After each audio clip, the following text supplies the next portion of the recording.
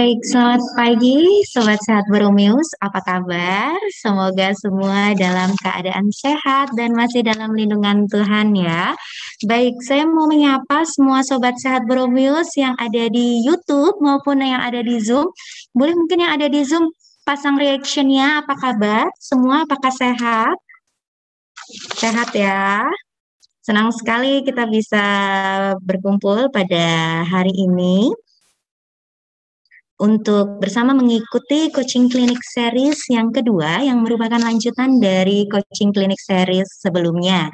Dan coaching clinic seri merupakan rangkaian juga dari acara Boromius Run and Ride Virtual Edition, di mana saat ini kita akan bersama-sama merayakan atau menyambut Hari ulang tahun Rumah Sakit Boromius yang ke-100, luar biasa sekali ya. Dan kembali lagi bersama saya Alin yang akan menemani para Sobat Sehat Boromius sekalian untuk memandu acara coaching klinik kedua kita pada pagi hari ini.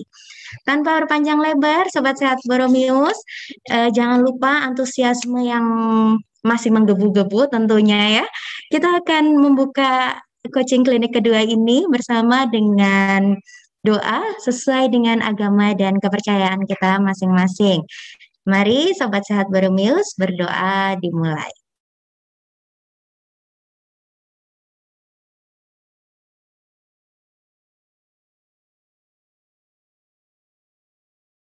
Berdoa selesai. Terima kasih, selamat pagi, salam sehat semua untuk Bapak atau Ibu nih. Oh, Ibu Wendy Astia. Terima kasih sudah menyapa kami. Juga teman-teman Sobat Sehat Boromius yang ada di YouTube ya, jangan sampai ketinggalan. Baik, Sobat Sehat Boromius, pada pagi hari ini kita akan bersama-sama mendengarkan sepatah dua patah kata juga opening ceremony untuk Boromius Run and Ride Virtual Edition yang akan disampaikan langsung oleh Direktur Utama Rumah Sakit Santo Boromius Bandung. Kepada yang terhormat Dr. Chandra, kami persilahkan.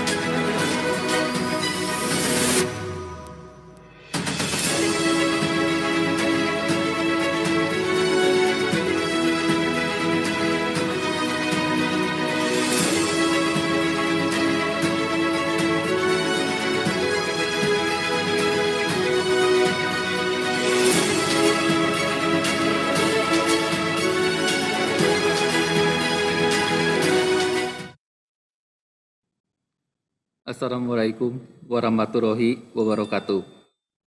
Selamat pagi, salam sejahtera untuk kita semua. Om Swastiastu, Namo Buddhaya, salam kebajikan.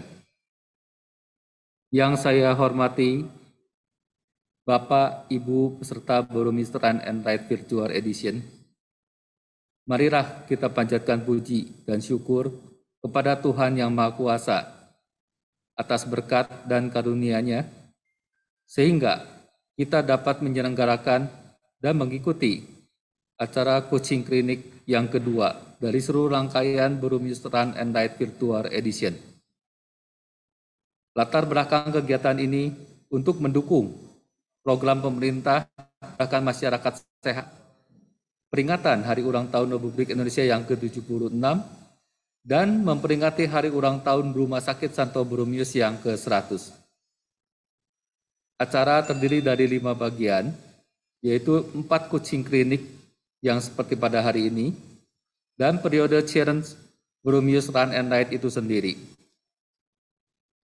Periode challenge akan dimulai pada hari ini sampai dengan tanggal 6 September 2021. Peserta challenge Boromius Run and Ride sampai hari ini terdaftar dalam 683 peserta. Dan peserta coaching klinik kedua ini 270 peserta. Pendaftaran masih dibuka hingga pertengahan bulan Agustus atau bila kuota sudah terpenuhi. Jadi untuk yang berminat namun belum mendaftar, silakan untuk mendaftar. Kami mengucapkan terima kasih yang sebesar-besarnya kepada panitia pengarah dan pelaksana, seluruh pembicara atas dukungan dan bantuannya, sehingga terlaksananya coaching klinik ini. Dan tak lupa kami ucapkan terima kasih atas dukungan sponsor dari PT Kalbe Farma dan BRI. Atas nama rumah sakit, saya mohon maaf apabila dalam pelaksanaannya ada yang kurang. Akhir kata, dengan mengucapkan rasa syukur kepada Tuhan, maka rangkaian acara Boromius Run and Ride Virtual Edition secara resmi saya buka.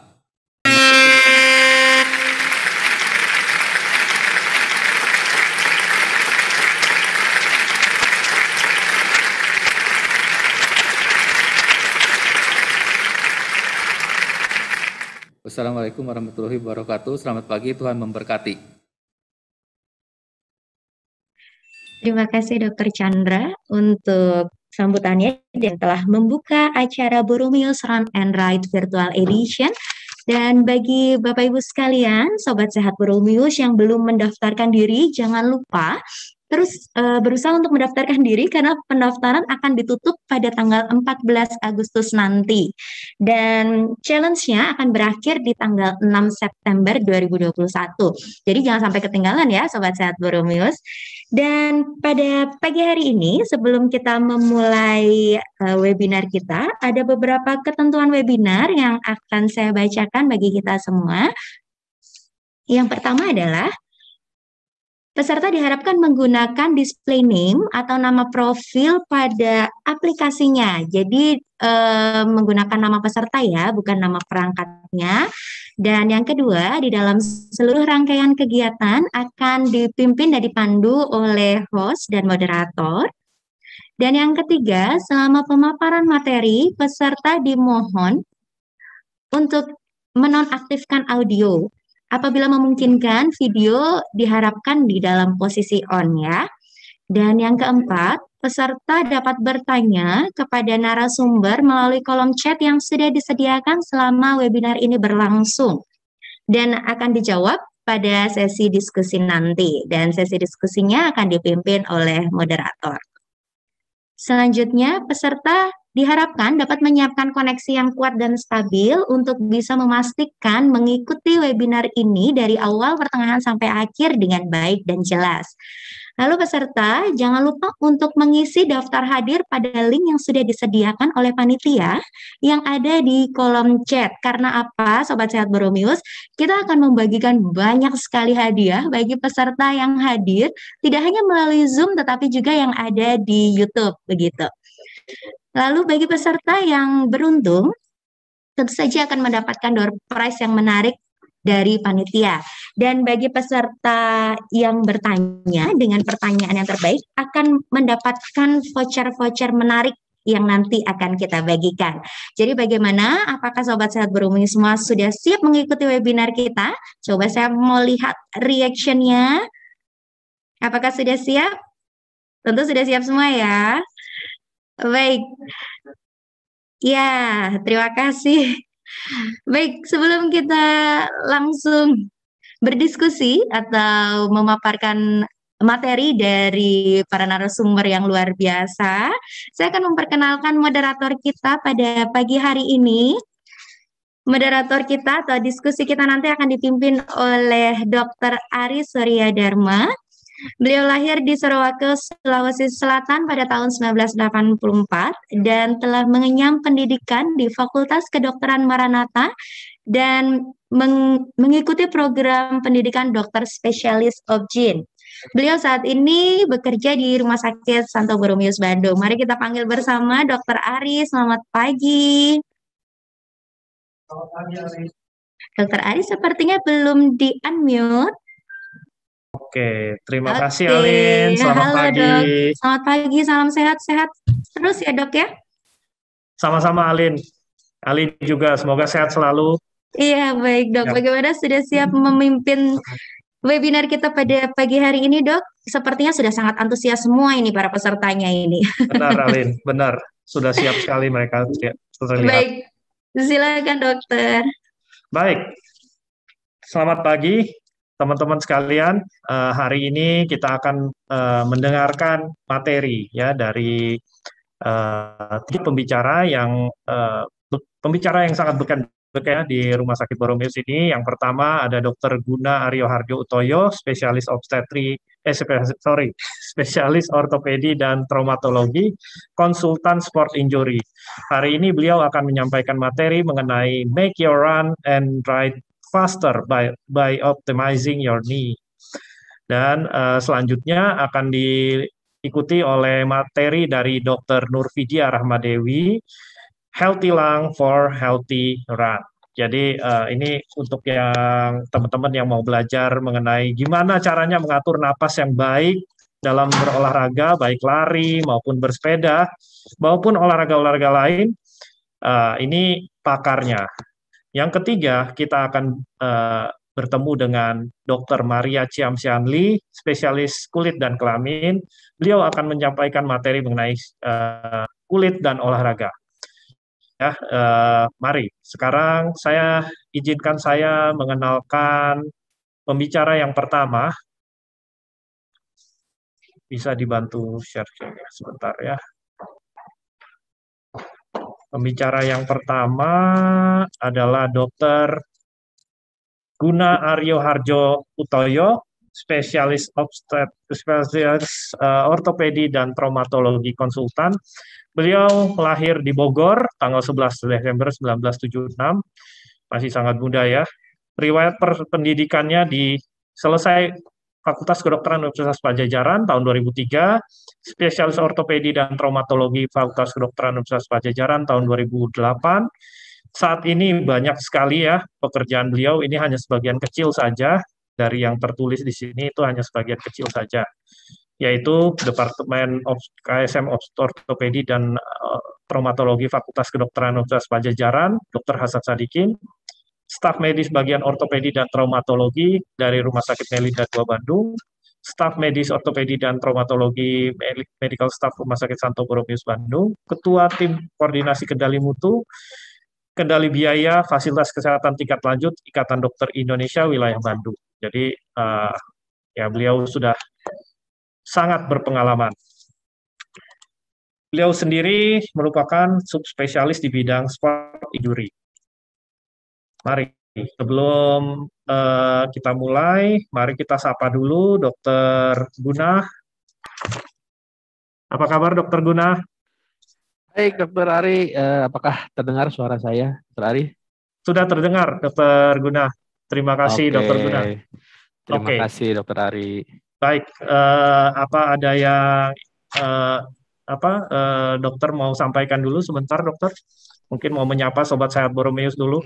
Oh iya, selamat pagi. Assalamualaikum warahmatullahi wabarakatuh. Salam sejahtera bagi semua teman-teman yang mengikuti ya, partisipan-partisipan semuanya, salam sehat. Baik, dokter. Kalau gitu, karena waktu sudah kita harus kejar ya, kita sekarang lanjut ke materi yang pertama dari Dokter Guna. Waktu dan frekuensi saya persilahkan. Terima kasih. Baik, terima kasih Dokter Ari. Terima kasih kepada panitia juga. Oke, saya mulai share aja.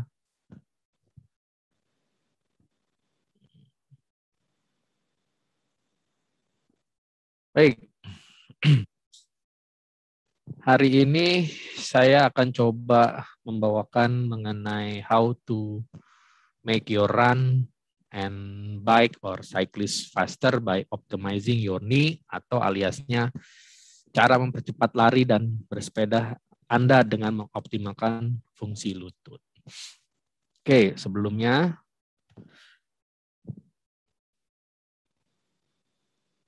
ini. Sebelumnya ada permasalahan-permasalahan dari para pelari dan pesepeda. Biasanya ujung-ujungnya uang juga. Gimana nih biar bisa bagus, keren, dan lain-lain ya. Sepatu kurang keren, jadi harus beli sepatu yang mahal, dan lain-lain. Ya, sebenarnya tidak harus mahal, tapi yang lebih cocok untuk kaki individu masing-masing. Mesti pakai jam buat lari atau buat sepeda nih, heart sensor yang ditempel-tempel di dada dan lain-lain, terus GPS di sepeda dan lain-lainnya. Kemudian, wah sepeda harus yang bagus nih, yang mahal, harus pakai bahan karbon ringan, bisa diangkat pakai jari, bisa ngapung, bisa ngacir gitu ya. Pokoknya kayak Luna Maya, ya gitu. Ya, cuman sayangnya Anda bukan Luna Maya yang enak dilihat. Nanti bisa konsultasi sama Dokter Maria Jamsianli untuk biar glowing saat olahraga ya. Oke, sekarang kita balik ke topiknya, yaitu bagaimana nih cara mengoptimalkan sendi lutut ya, atau orang Sunda bilangnya tuur, atau yang suka bilang, aduh sendi saya kopong nih, kering nih, dan lain-lain ya. Di mana sendi lutut sangat penting untuk berlari maupun bersepeda. Nah, sebagai pendahuluan, lutut itu sendi ya, sendi tulang ketemu tulang, dia menjadi sendi. Termasuk sendi yang terbesar di dalam tubuh manusia selain pinggul dan lain-lain ya. Kemudian, nah untuk menempelnya tulang sama tulang ini dia ada ligamennya, ada uratnya, ada yang melekatkan ya. Kalau enggak kan copot dong ya gitu. Copot, selain dia ada ligamen, urat dan lain-lain, ada pula ototnya. Ya, ini otot-otot yang paling penting yang nanti akan saya sampaikan permasalahan dan bagaimana cara mengoptimalkannya, yaitu quadriceps, otot paha depan, ya, hamstring, otot paha belakang. Kemudian ada beberapa keluhan yang dibilang iliotibial band syndrome atau gesekan dari urat yang ada di gambar ini ya, iliotibial band. Kemudian hamstring tadi sudah, patella atau patella tendon atau urat pengungkit dari posisi lurus menjadi dari posisi nekuk menjadi lurus. Kemudian ada otot-otot betis. Oke. Nah, permasalahannya sebelum saya lari ke cara mengoptimalkan ya, nyeri yang dirasakan timbul saat aktivitas dan istirahat, dapat menimbulkan suara cracking. Ya, kalau crackingnya tidak membuat nyeri, itu mungkin tidak apa-apa.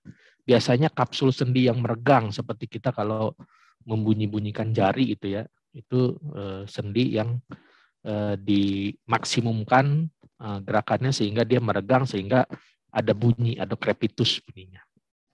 Nah, ini masalah-masalah untuk lari dan sepeda biasanya ya. Untuk lari ada runner's knee ya, patellofemoral syndrome ya, biasanya karena kelemahan otot pinggul dan paha. Nah, ini cara mengoptimalkannya ya. Berarti otot pinggul dan otot paha harus diperkuat. Kemudian iliotibial band syndrome, gesekan berulang otot ke tulang. Ini juga karena kelemahan otot. Saya kembali lagi. Nah, ada iliotibial band. Jadi sehingga pada saat posisi lutut lurus menekuk itu dia bisa bergesekan. Ya.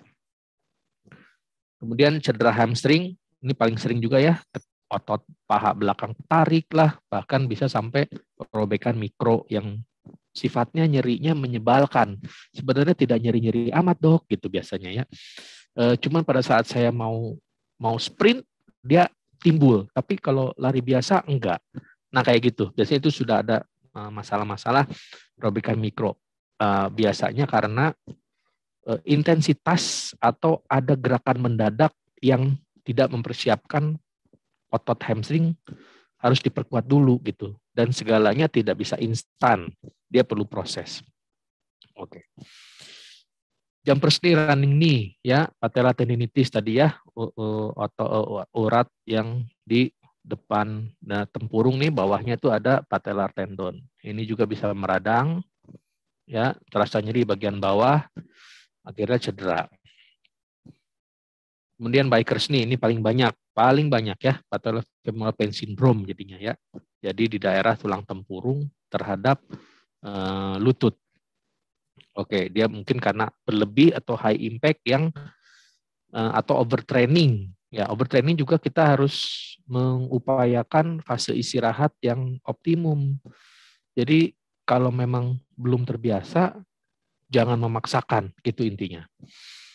Atau pengukuran sepeda yang tidak tepat ya, contohnya nih nyeri pada bagian belakang lutut ya, karena mungkin posisi saddle yang terlalu tinggi ya. Ini ada beberapa ilustrasi nyeri-nyeri yang diakibatkan mungkin karena posisi-posisi atau kontraksi-kontraksi otot yang tidak sesuai atau berlebihan ya intinya. Nah, di sini kan terjadi overload peregangan pada otot terutama hamstring. Ya. Oke, kemudian saya masuk ke dalam lutut untuk berlari. Nah, lari atau sebelum lari kita berjalan. Ini ada fasenya ya. Fase gait cycle atau fase kita berjalan dari heel strike ya, bagian tumit yang menyentuh lantai, kemudian stand face, garis besarnya ya, heel strike, stand face itu posisi lurus telapak menempel pada semua ke lantai ya, kemudian baru meninggalkan atau to off. Nah, kemudian nanti dia ada swing, baru kembali heel strike. Jadi siklus tersebut berjalan. Sementara kalau berlari itu ada fase melayang.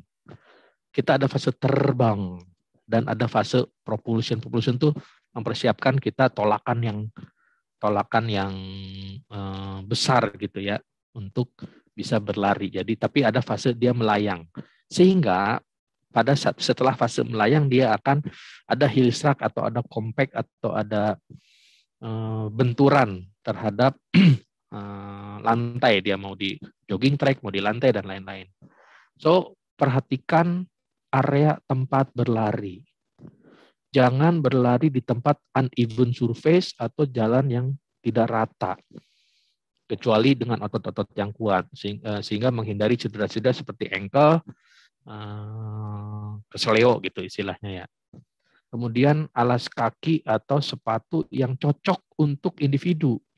Saya nggak bisa bilang merek, karena dengan merek yang sama persis hanya beda warna itu bisa berbeda. Itu yang saya alami sendiri. Ya, jadi nggak bisa bilang merek karena belum tentu, oh saya pengen merek ini. Tapi belum tentu cocok. Justru enaknya merek yang ini gitu. Jadi mana yang lebih cocok. Kemudian cushion yang empuk, yang nyaman. Ya, karena dia ada impact pada saat berlari, dia turun pada fase melayang dan dia akan ada impact. Oke. Cara berlari lebih cepat, tingkatkan kecepatan langkah dan tingkatkan panjang langkah. Itu intinya. Tapi tidak bisa instan, langsung dikerjakan, langsung bisa seperti itu, enggak. Kita perlu proses adaptasi atau penguatan otot-otot, ligamen, urat, dan lain-lain. Ya. Nah ini, latihan teknik lari. Ya. Latihan angkat lutut tinggi, latihan angkat lutut tinggi disertai ekstensi, kemudian skipping dengan mengangkat lutut tinggi, skipping dengan lutut diangkat tinggi, dan ekstensi. Oke, kita lihat videonya.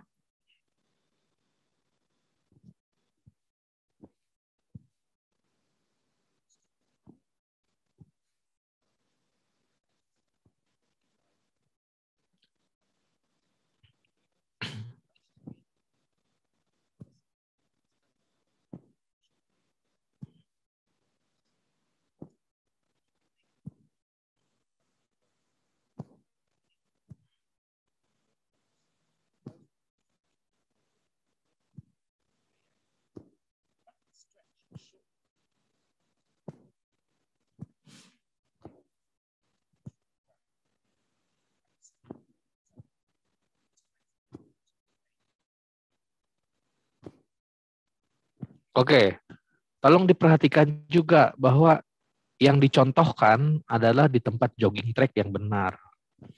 Jadi tolong tempatnya yang rata, yang jogging track sebenarnya diciptakan dia ada sedikit cushion atau lebih sedikit empuk dibandingkan kalau kita berlari di jalanan aspal biasa ya gitu.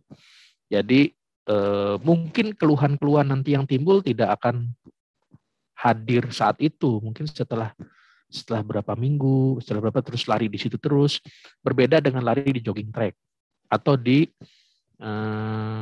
jalanan yang tidak rata atau seperti sedikit hiking ya ke dalam hutan dan lain-lain biasanya kalau orang itu juga berbeda. Ini ada lagi yang four leg extension latihannya.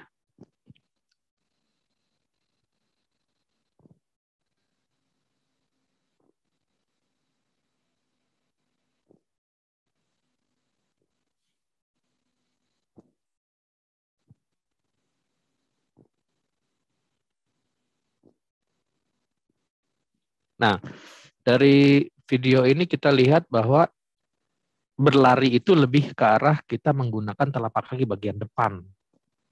Karena untuk kekuatan penolakan atau propulsion yang tadi saya sampaikan ya. Seperti itu. Maka kalau saya ulang ini videonya.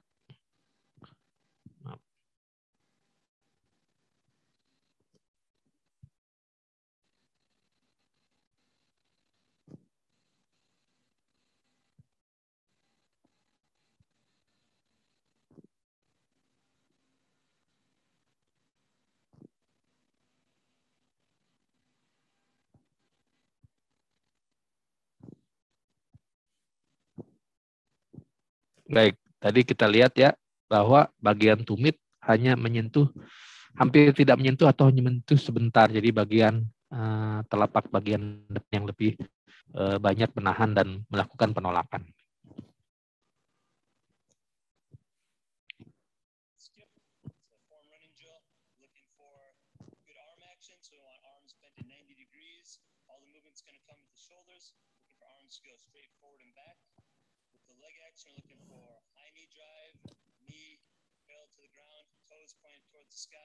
And then aggressively striking down against the ground.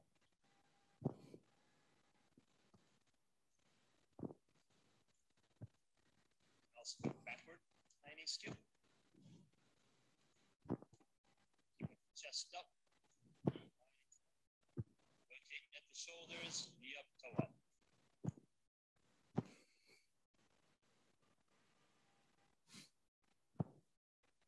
Ya, ini hampir sama dengan video yang kedua tadi.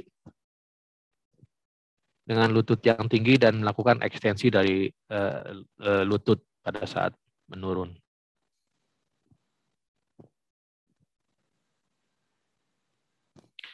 Baik, lalu yang kedua yaitu lutut untuk bersepeda. Nah, mekanisme bersepeda ini agak berbeda dengan berlari ya. Mengayuh menggunakan otot kaki secara simultan. Pergerakan otot tersebut yang menstabilkan sendi sehingga mengurangi gaya gesek sendi, pergerakan ankle, lutut, panggul, tenaga dalam menganyuh, sedangkan tulang punggung bergerak untuk menyediakan kestabilan biar dia tidak jatuh dan lain-lain. Sehingga semua otot bersamaan sebenarnya bekerja. Gitu. Ini optimal position ya. Nah, ini yang kita bicarakan, ini yang kanan itu posisi yang kurang tepat. Ini yang kita bicarakan apa perbedaan bike fitting dengan bike sizing. Ya, hati-hati memilih sepeda. Ya, ukurannya dengan tinggi badan dan lain-lain. Ini sebenarnya saya punya slide PowerPoint tersendiri untuk menerangin ini semua gitu. Walaupun ahlinya banget juga enggak, tapi setidaknya kita harus tahu ukuran badan, tinggi badan dengan ukuran sepeda yang cocok buat kita. Kemudian posisinya, tingginya, berapa derajat, dan lain-lain, lebar stangnya, itu juga harus di fitting dengan kondisi atau ukuran badan tubuh kita. Ini latihan kekuatan otot sekitar lutut ya. Clamshell ini untuk yang tadi ya, otot-otot di paha bagian luar terutama ya, atau menghindari hal-hal seperti iliotibial band syndrome atau nyeri daerah lutut bagian luar ke atas sedikit ke arah paha. Kemudian ada yang glute bridge juga latihannya. Kayak kita lihat.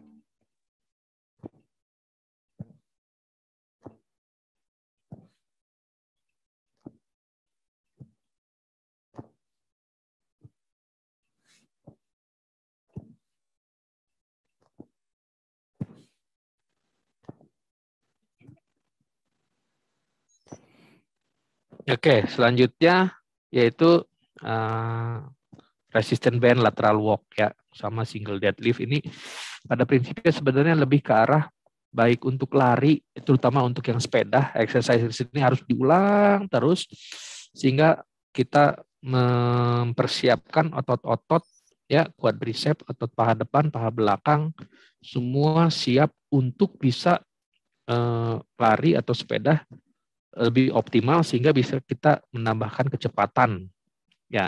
Tapi sekali lagi ya, ini tidak instan. Ini memerlukan suatu proses yang bertahap gitu. Sehingga nanti hasil akhirnya adalah kecepatan bisa bertambah ya, endurance, agility dan lain-lain juga lebih kuat, tidak mudah letih, tidak mudah capek, dan tidak mudah cedera. Mohon izin dokter, waktunya tinggal 3 menit lagi dokter. Mohon maaf. Baik. Ya. Terima kasih dokter.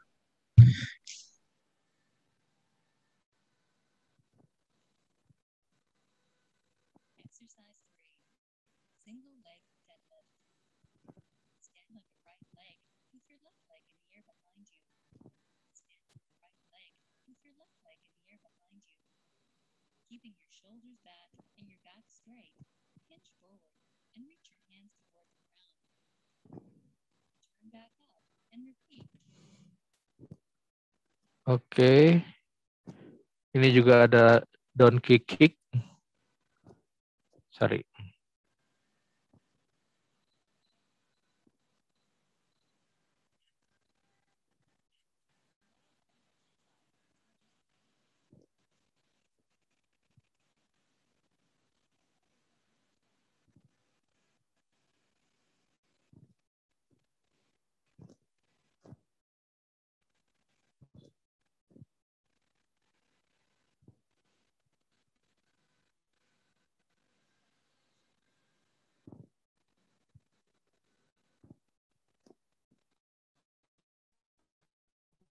Oke. Baik. Sebagai take home message ya, saya menyimpulkan bahwa ya, meningkatkan gerakan lutut Anda akan membuat Anda menjadi pelari yang lebih cepat. Tanpa penguatan lutut dapat meningkatkan resiko cedera. Bersepeda adalah olahraga yang lengkap di mana semua otot bekerja sama untuk menghasilkan gerakan.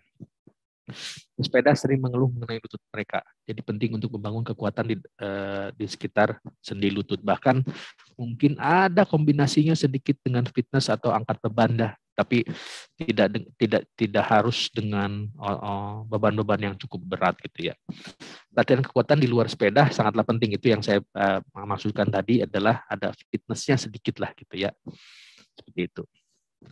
Baik, terima kasih. Ini salah satu foto-foto atlet binaan saya yang gagal sebenarnya menjadi atlet karena usia.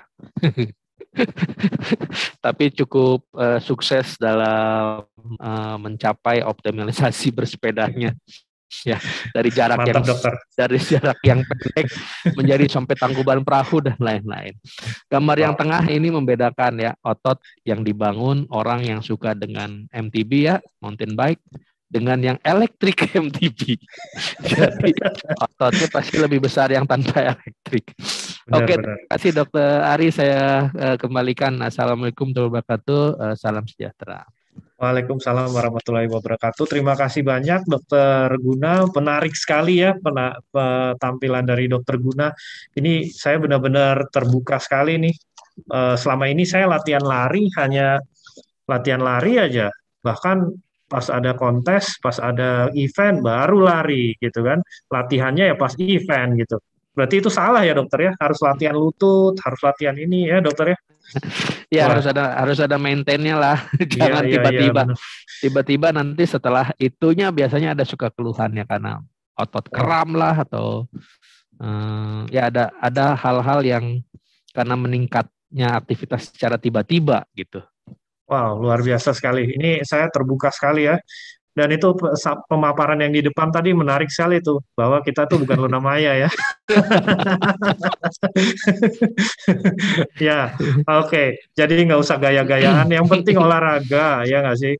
Yang penting olahraga, kalau olahraganya baik ya, kita dengan sendirinya nanti kita akan merasa perlu, ya kan sih? Ya betul ya dok ya, kita akan merasa perlu. Oh ya kita perlu, mungkin kita beli, kalau perlu bukan karena gengsi juga. Baik. Terima kasih banget pesan-pesan dari dokter. Ya, saya mau mengingatkan peserta ya bahwa absen ini baru terisi kurang dari sebagai pengingat, ini absen akan kita kocok di akhir dari acara untuk mendapatkan door prize yang menarik. Dan yang kedua, materi tidak akan kita share, materi dari peserta tidak akan kita share, tapi teman-teman peserta bisa dapat melihatnya di YouTube ya. Kita akan share di YouTube-nya Rumah Sakit Borromeus. Dan yang terakhir saya perlu sampaikan bahwa jam prakteknya Dokter Guna ini hari Senin, Selasa, Kamis, dan Sabtu ini berlaku selama masa PPKM ya. Jadi ini Senin itu jam 12 sampai 14, Selasa jam 8 sampai jam 10, dan jam 17 sampai jam 19. Kamis jam 8 sampai jam 10, jam 17 dan jam 19. Sabtu sendiri hanya praktek pagi nih. Kayak kelihatannya sebelumnya olahraga dulu nih kayaknya Dokter Guna ya. Oke, baik. Terima kasih buat teman-teman yang sudah menyimak. Siapkan pertanyaan Anda. Pertanyaan menarik, akan ada voucher layanan kesehatan ya, pelayanan kesehatan kita. Oke, kita lanjut ke pembicara selanjutnya, yaitu Dr. Nurvidya Rahmadewi, spesialis paru. Beliau lahir di Yogyakarta tanggal 9 Juli 1980. Riwayat pendidikannya S1 di Universitas Padjadjaran Bandung dan S2 dilanjutkan dengan S2 Fisiologi dan Kedokteran Olahraga di Fakultas Kedokteran yang sama. Namun dilanjutkan di SP1 di Pulmonologi dan Kedokteran Respirasi di Fakultas Kedokteran Universitas Indonesia di Jakarta. Ya, beliau sudah bekerja beberapa waktu di Rumah Sakit Santo Borromeus Bandung dan Santo Yusuf Bandung. Baik, waktu dan Dr. Nurvidya apakah sudah terkoneksi? Selamat pagi, Dr. Nurvidya. Suaranya belum di-unmute, dokter. Boleh di-unmute dulu. Siap, Dokter Ari. Terima Salam kasih. sehat. Terima kasih. Salam sehat juga, Dokter Vivi. Kita di sini peserta ya sekalian, sekadar tahu aja. Ini kalau mau kenalan sama Dokter Vivi. Dokter Vivi ini kita panggilnya Dokter Vivi di sini ya. Dokter Vivi ini full time di Rumah Sakit Santo Borromeus, apalagi selama masa pandemi ini ya. Jadi silakan Dokter Vivi kalau mau menyapa teman-teman kita di Ya, terima kasih. peserta kita. Ya, silakan. Terima kasih Dokter Ari. Salam sehat kepada para sobat sehat Boromius. Selamat pagi. Kita bertemu di pagi hari ini bisa ngobrol ya statusnya ya. Kalau dari saya ini bukan ya kayak webinar serius begitu, tapi kita di sini adalah sharing. Kebetulan saya ada yang di-sharingkan, nanti akan sangat senang kalau pada saat diskusi bisa juga ada yang bertanya atau mau sharing pengalaman terkait kondisi parunya. Baik, Dokter. Terima kasih, Dokter. Ini saya hendak menyampaikan bahwa waktunya 15 menit aja, Dokter. Terima kasih banyak. Silakan waktu dan frekuensi untuk Dokter. Baik, saya langsung mulai saja ya. Saya akan start share screen.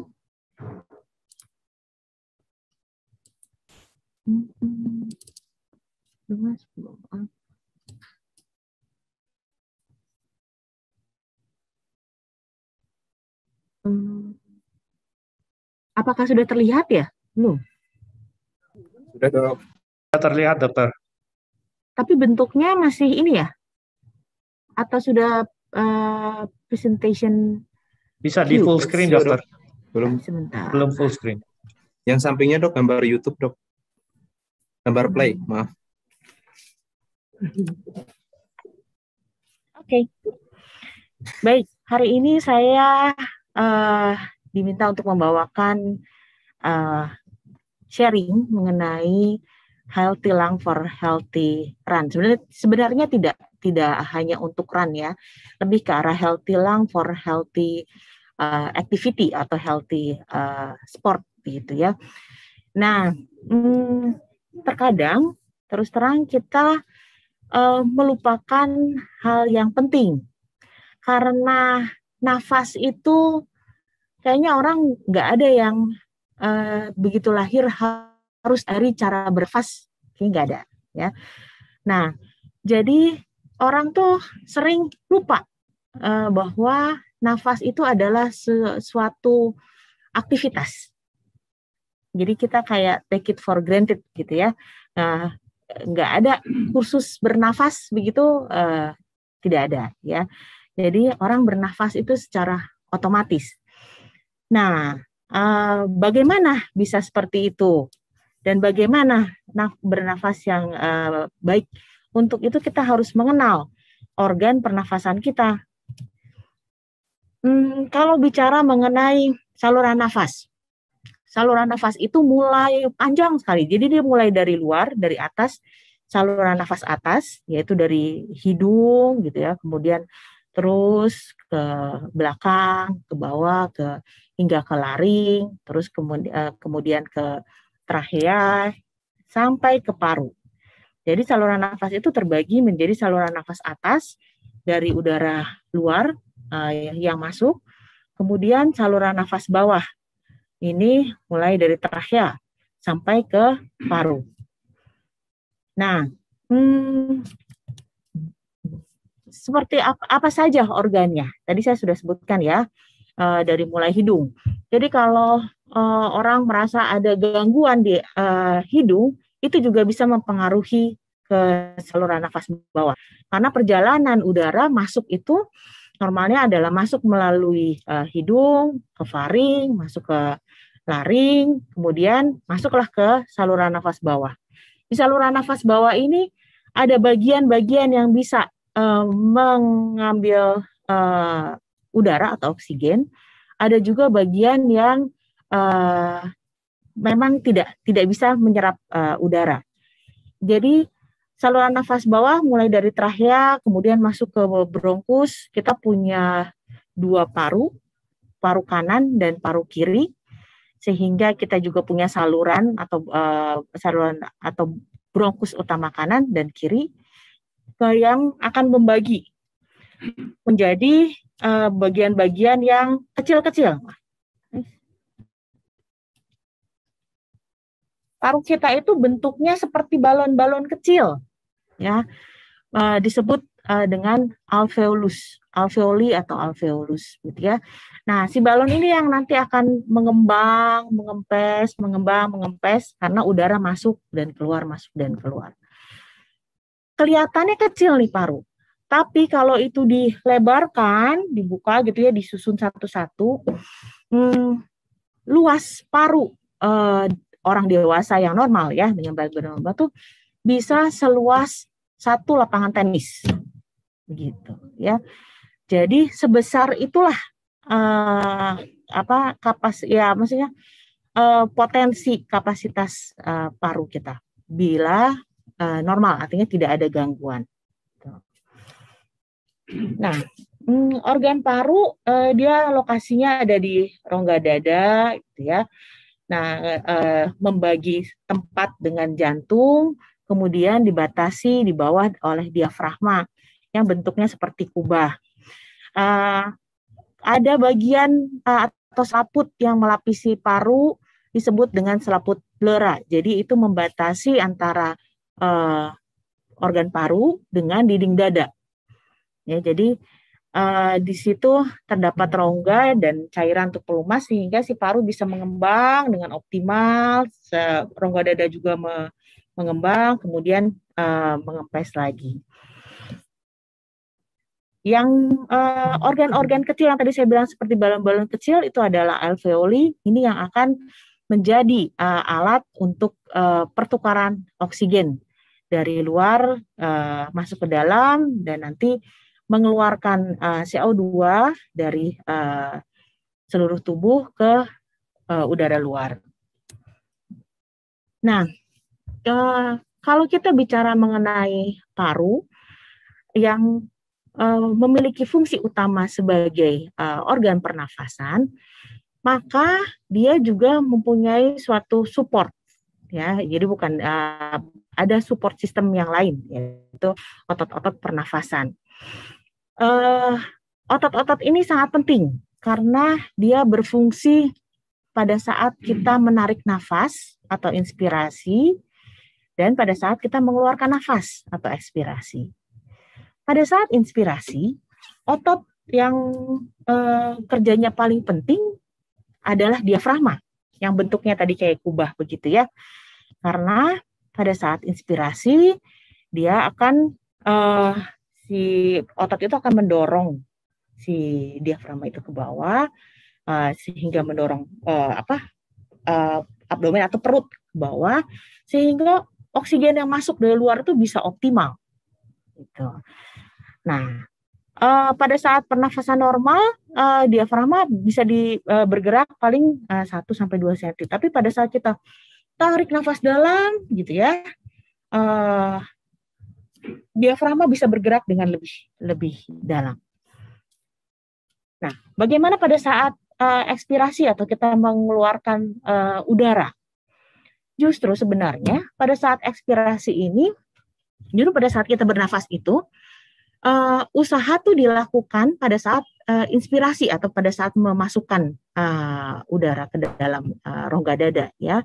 Tapi pada saat ekspirasi, si diafragma yang tadi terdorong itu dia akan rileks begitu, naik lagi ke atas gitu ya, sehingga si rongga dadanya ini menyempit gitu, sehingga si udara yang ada di dalam rongga dada akan terdorong keluar dengan pasif gitu ya. Otot yang bekerja di sini ada otot perut gitu ya, otot dada, kemudian otot-otot di sekitar iga atau dada sini ya, samping. Kemudian ini juga otot-otot yang di antara iga-iga, otot-otot kecil yang di antara iga-iga itu. Oleh sebab itu, kenapa olahraga atau latihan bernafas itu akan sangat bagus bagi paru karena dia memperkuat otot-otot ini, ya. Semua jenis olahraga. Jadi kalau misalnya tadi disebutkan mengenai lari atau bersepeda gitu, kan mungkin orang bilangnya kok itu kan fokusnya ke kaki atau apa? Tidak juga. Pada saat melakukan olahraga pasti akan ada postur yang membuat si dada ini terbuka begitu ya. Itu juga merupakan latihan untuk mengoptimalkan proses ya, inspirasi dan ekspirasi. Ini tadi saya jelaskan bahwa pada saat inspirasi adalah proses aktif, mendorong diafragma ke bawah, ya sini ya, turun sehingga optimal, rongga dada terbuka dengan optimal, udara bisa masuk nih, oksigen bisa masuk semua. Nah, nanti pada saat ekspirasi dia terdorong lagi ke atas sehingga keluar. Ini juga begitu ya, ini kurang lebih gambarnya menjelaskan hal yang serupa, yaitu pada saat inspirasi udara akan masuk, gitu, diafragma turun. Nah, pada saat ekspirasi dia akan terdorong keluar udara. Ya, ini proses yang terjadi bahwa terjadi pada saat inspirasi terjadi ekspansi rongga dada, tekanannya perubahan tekanan, ada peningkatan tekanan di transpulmonal sehingga udara bisa masuk. Sebaliknya pada saat ekspirasi rongga dada menguncup, kemudian ada penurunan tekanan, parunya rileks, udara bisa keluar. Oke, nah itu adalah mekanika pernafasan atau mekaniknya. Ya. Tapi sebenarnya fisiologi pernafasan kita itu dibagi menjadi 3 proses. Proses yang pertama adalah ventilasi namanya atau proses bernafas. Ini adalah proses masuknya oksigen atau O2 dari luar ke dalam tubuh, ke saluran nafas, ke paru ya, kemudian dia akan bertukar dengan CO2 dari sel-sel dari tubuh dan keluar ke udara bebas. Nah, kemudian dilanjutkan dengan proses berikutnya, yaitu proses difusi, yaitu si oksigen O2 ini, oksigen dan CO2 ini bertukar melalui sel-sel di kapiler alveolus, membran kapiler alveolus. Selanjutnya akan dilanjutkan dengan proses internal, ya, pernafasan internal atau proses transfer si oksigen yang tadi sudah diserap. Ya, itu akan dibawa oleh darah ke seluruh tubuh untuk dibagikan ke seluruh tubuh dan nanti dikeluarkan lagi. Ini namanya perfusi. Ya. Jadi ada 2 tempat di tubuh kita di mana terjadi pertukaran gas, yaitu di paru, yaitu tadi oksigen yang dari luar masuk ke dalam paru, ditukar dengan CO2 yang dari sel keluar ke udara luar. Nah, kemudian pertukaran juga terjadi di jaringan. Tadi oksigen yang sudah dibawa oleh darah dibawa ke organ-organ yang lain, ke jantung, ke ginjal, ke otak, begitu ya. Terus terjadi pertukaran lagi, oksigen ini masuk ke sel, ke jaringan, sisanya yaitu CO2 itu akan pindah masuk ke darah dan kemudian dibawa keluar.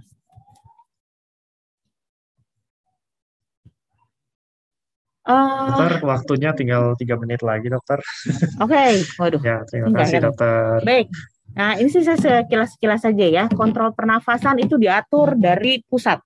Jadi bernafas itu bukan hanya organ paru, tapi ada sistem utamanya yaitu sistem pusat. Makanya kenapa orang kalau cemas, tiba-tiba nafasnya jadi sesak. Atau nafasnya cepat gitu ya. Padahal parunya setelah dilihat baik-baik saja.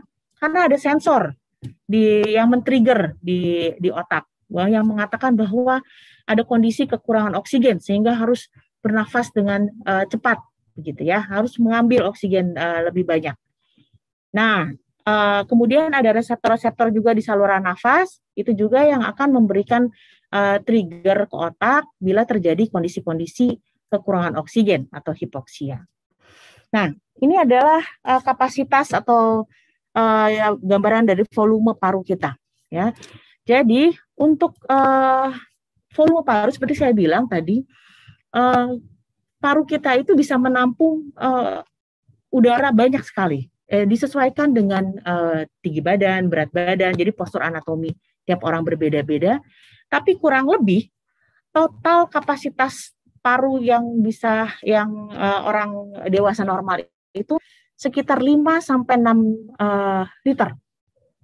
Ya. Dalam setiap kali nafas ada yang disebut dengan tidal volume. Ini adalah udara yang keluar masuk pada saat kita bernafas biasa. Tapi kalau kita paksa tarik nafas dalam atau lembuskan maksimal, ini bisa besar sekali kapasitasnya. Ini yang harus dilatih, ya, karena potensinya ada untuk memasukkan oksigen dan mengeluarkan dengan maksimal, ya. Pada kegiatan atau aktivitas olahraga, latihan ini yang penting untuk memperkuat atau meningkatkan kapasitas paru. Oke, ini kapasitas paru yang tadi saya jelaskan. Kemudian, bagaimana sih kita pengen tahu sebenarnya paru saya baik nggak sih? Orang biasanya tanya begitu. Kok saya suka ada keluhan atau bagaimana? Ada pemeriksaan yang disebut dengan spirometri. Ini untuk melihat atau menilai volume dan kapasitas paru. Ya.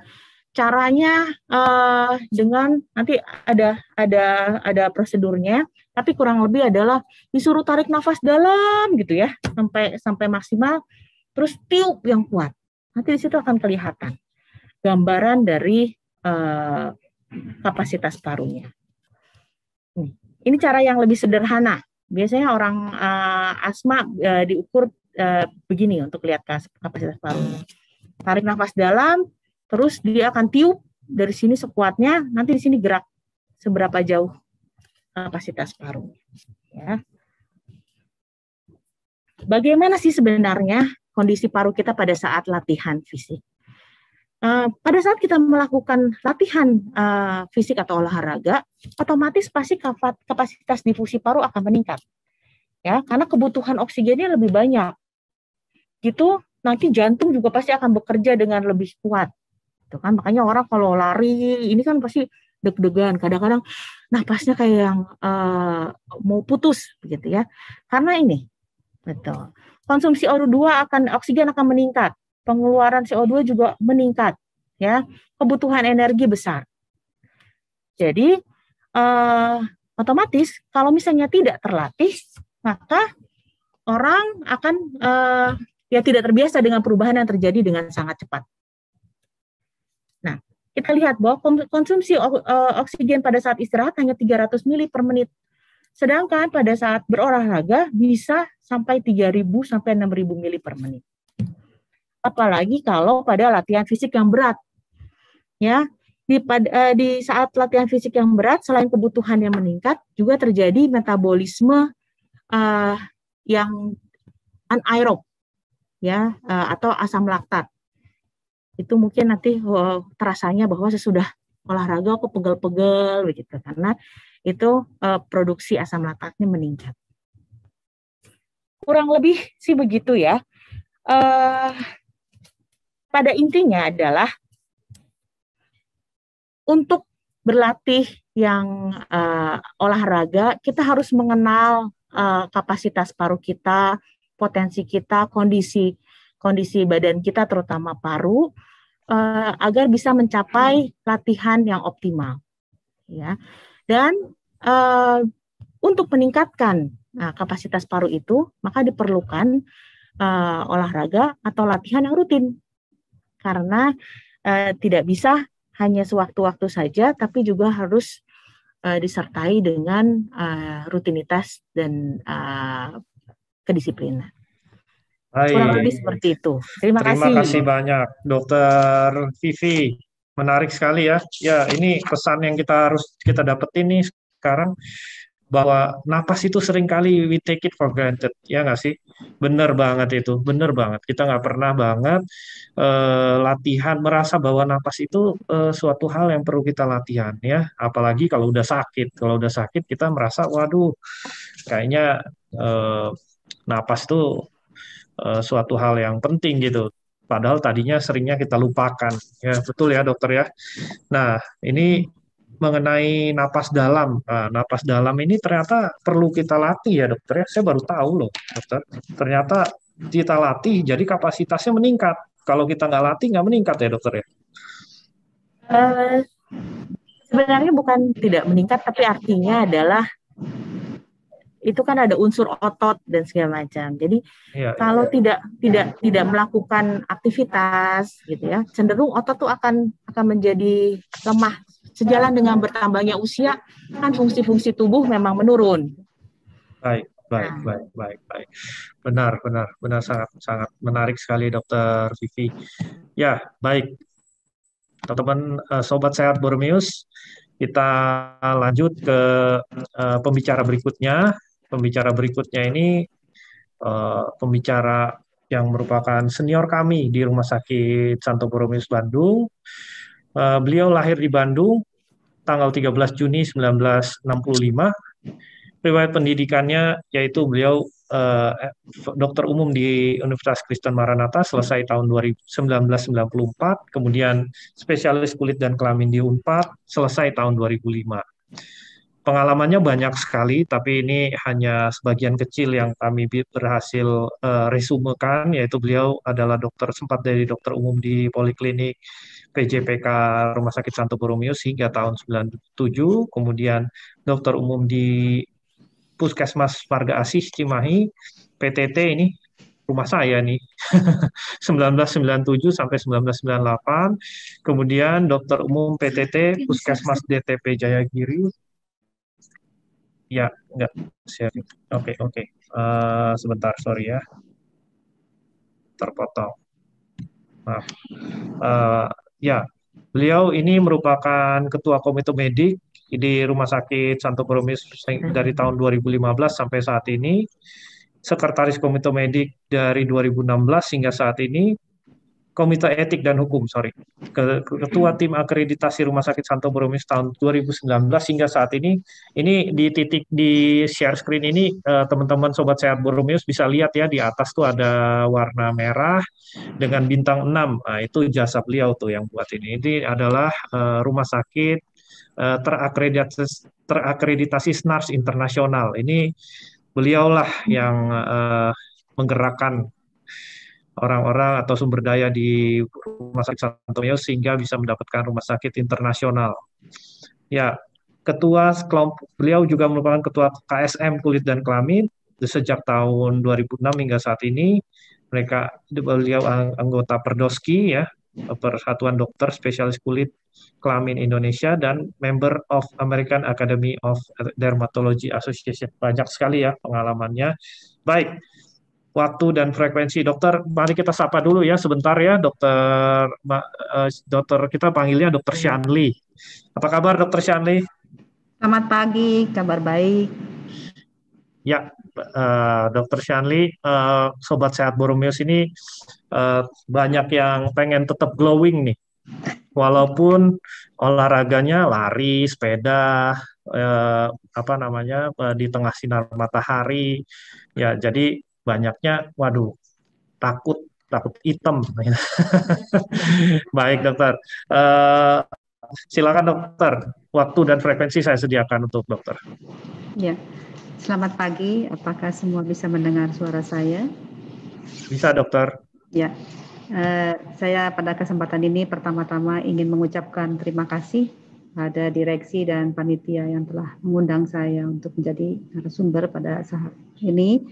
Ya, mudah-mudahan materi yang saya berikan bisa bermanfaat untuk para hadirin. Terima kasih banyak untuk para hadirin ya, teman-teman yang sudah mendaftar, kemudian mendengarkan materi hari ini, mudah-mudahan bermanfaat. Ya. Izin saya share ke screen ya.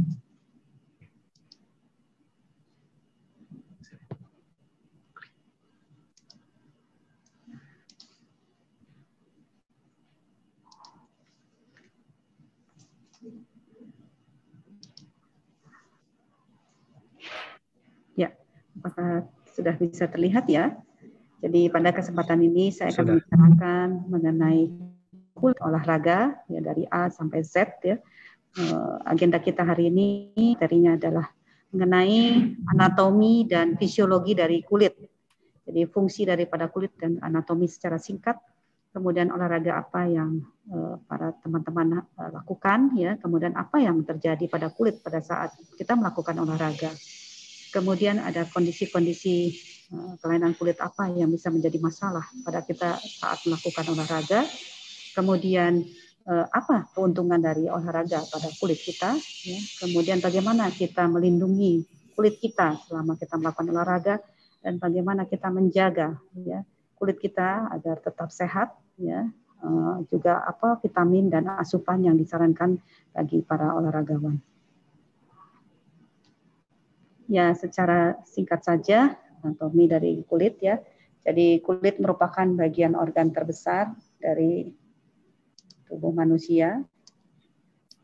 Beratnya kurang lebih 4,5 kilo, meliputi seluruh permukaan tubuh manusia. Jadi fungsi untuk melindungi organ-organ yang ada di bawah kulit, organ-organ dalam, organ-organ penting semua yang ada di dalam tubuh, dilindungi bagian terluar terhadap pengaruh-pengaruh lingkungan di sekitar tubuh kita melalui kulit. Jadi kulit secara garis besar terdiri dari epidermis, ya, yang ini, kemudian dermis dan subkutis atau hipodermis yang nanti menghubungkan kulit dengan organ di bawahnya, yaitu struktur otot dan tulang.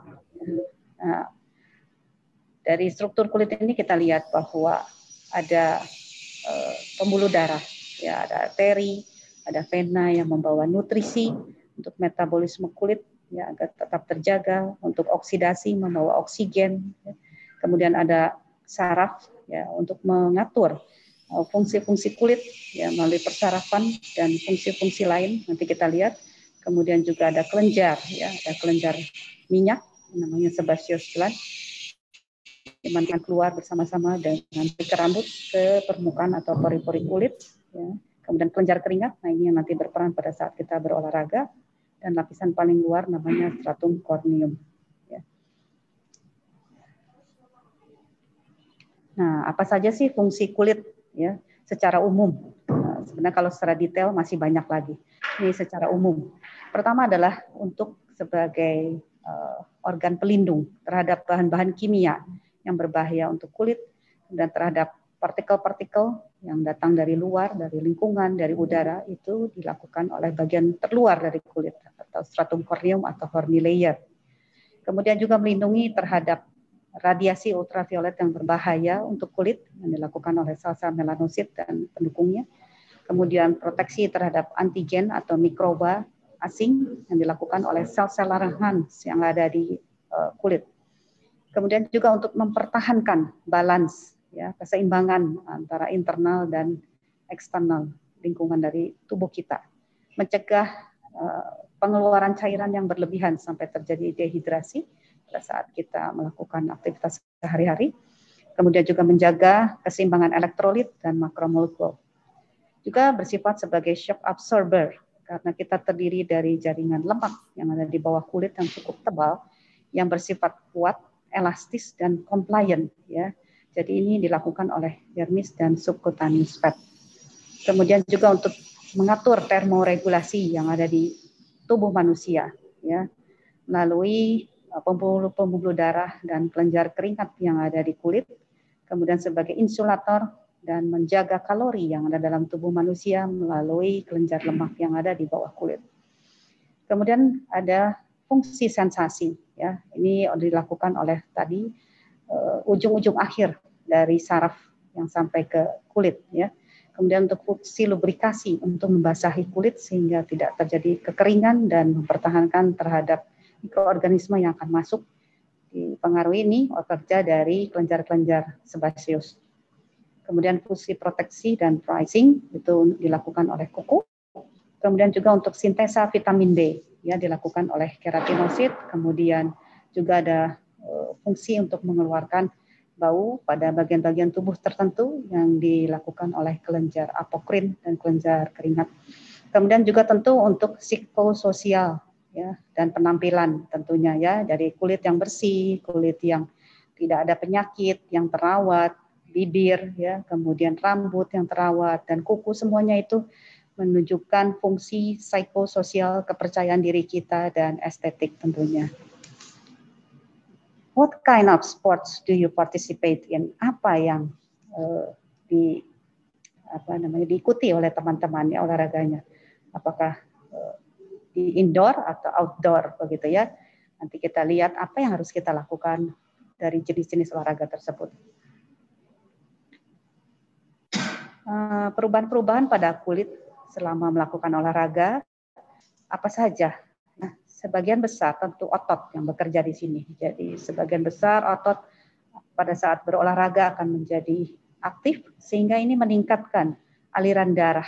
Ya, aliran darah ke kulit menjadi lebih baik, ya, sehingga fungsi dari pengaturan suhu tubuh juga menjadi baik karena pembuluh darahnya bisa melebar atau mengecil, ya, konstriksi atau vasodilatasi dari pembuluh darah di perifer yang ada di bagian kulit yang mengadaptasi dengan keadaan pada saat kita olahraga, ya. Dan ini dilakukan oleh sistem microvasculature yang ada di kulit. Kemudian kita tahu bahwa kelenjar keringat yang ada di kulit mempunyai kemampuan yang luar biasa untuk mengeluarkan keringat, ya. Kelenjar keringat ini untuk mempertahankan suhu tubuh kulit dan tubuh kita selama olahraga.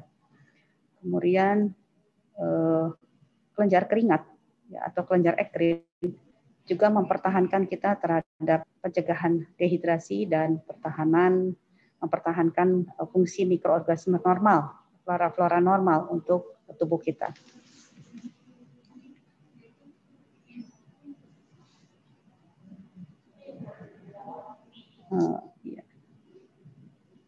Ini apa saja yang terjadi pada kulit pada saat olahraga, ya, semua kondisi-kondisi yang berkaitan pada saat olahraga yang menimbulkan injury atau kerusakan pada kulit itu harus diperiksa dan dilakukan tata laksana oleh profesional, ya, oleh yang mengerti, ya, agar keadaan yang tidak baik untuk tubuh kita ini, terutama di dalam hal ini kulitnya, itu menjadi berkepanjangan, gitu ya.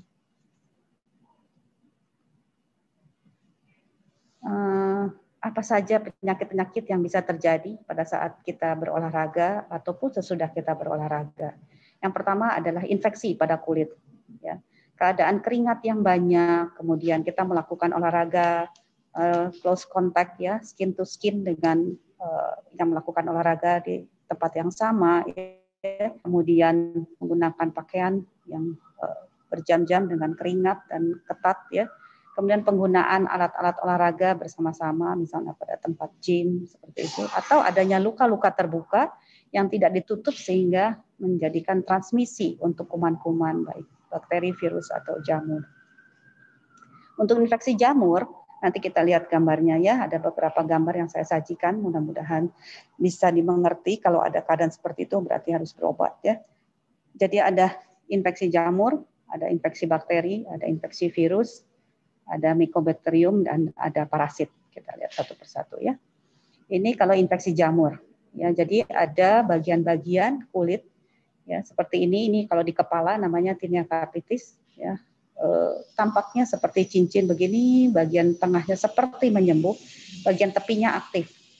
Ya, ini biasanya pada kondisi-kondisi kita sering lembab, ya, atau berkeringat atau tertular karena penggunaan atau topi atau helm secara bersama-sama dengan orang lain. Kalau ini infeksi jamur di bagian badan, ya, sama kurang lebih bentuknya dan gatal kalau berkeringat. Kemudian ini kalau di lipatan-lipatan, ya, namanya tinea cruris. Kalau ini di kaki, ya, kita lihat di sini bahwa tampaknya sakit kulit yang di kaki pada gambar ini mendapat pengobatan yang kurang tepat, sehingga dia menyebar terus dari tampak penyebarannya ini makin lama makin ke atas terus. Artinya ini belum mendapat pengobatan yang tepat. Atau panu seperti ini, keadaan hipopigmentasi pada kulit, ya, bisa warnanya menjadi pink atau menjadi pink atau menjadi coklat, ya, atau menjadi putih. Namanya pityriasis versicolor atau yang kita kenal sebagai panu. Kalau infeksi bakteri itu macam-macam, ada indigo. Jadi bentuknya itu seperti topeng yang mengering, ya, ada beruntus-untus begini. Terus ini biasanya ada nyeri atau folikulitis, di tempat keluarnya folikel-folikel rambut itu tersumbat, kemudian ada nanahnya kecil-kecil begini, dan ini biasanya orangnya kesakitan dan demam. Ini harus minum antibiotik. Nah, ini furunkulosis, jadi ada beberapa benjolan menjadi satu, kemudian ada matanya keluar nanahnya, gitu ya. Atau infeksi yang lebih melebar, ya, namanya erysipelas. Nah, ini biasanya orangnya demam tinggi, sakit dan tampak sakit cukup berat ya, sehingga kadang-kadang perlu opname yang ini. Nah, kalau lebih dalam lagi dari erysipelas itu akan menjadi selulitis. Biasanya warnanya udah menjadi keunguan, ya, karena dia letak infeksinya sudah sampai ke subkutan. Atau hanya bercak merah saja, tapi tidak gatal, tetapi tidak sembuh dengan pengobatan biasa, ya, disebutnya eritrasma. Atau pitted keratolosis, jadi ada brutus-brutus kecil-kecil seperti lubang-lubang kecil di kaki.